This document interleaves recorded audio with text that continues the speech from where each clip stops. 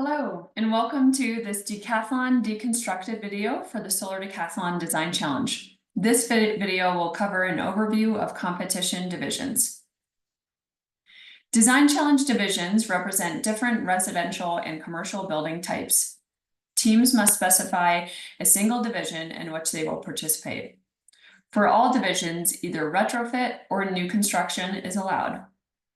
For our residential divisions, we have single-family housing and multifamily building. For our commercial divisions, we have education building and open commercial. Let's start with single-family housing. This division is defined as 1 to 2 dwelling units within a single independent detached structure.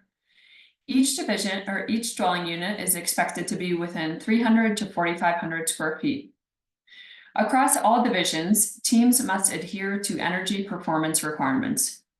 For the single-family housing division, teams are expected to meet the Department of Energy's Zero Energy Ready Home, or ZERH, requirements for single-family.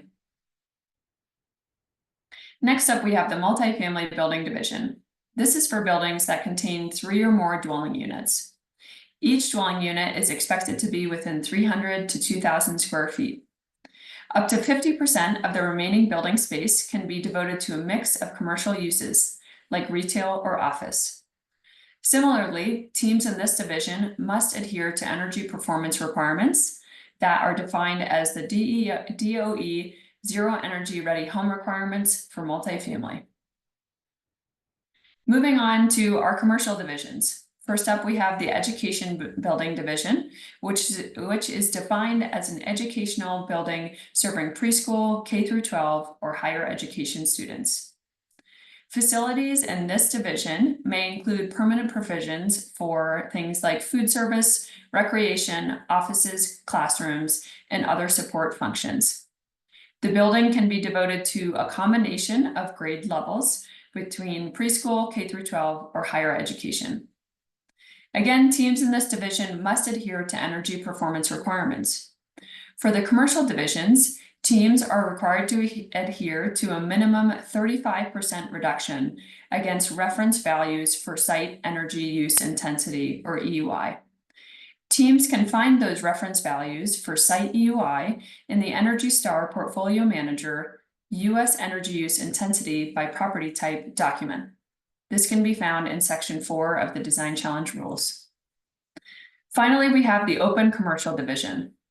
Here, teams can select a specific commercial building project, including public and civic buildings, hospitality, healthcare, retail, food service, and others.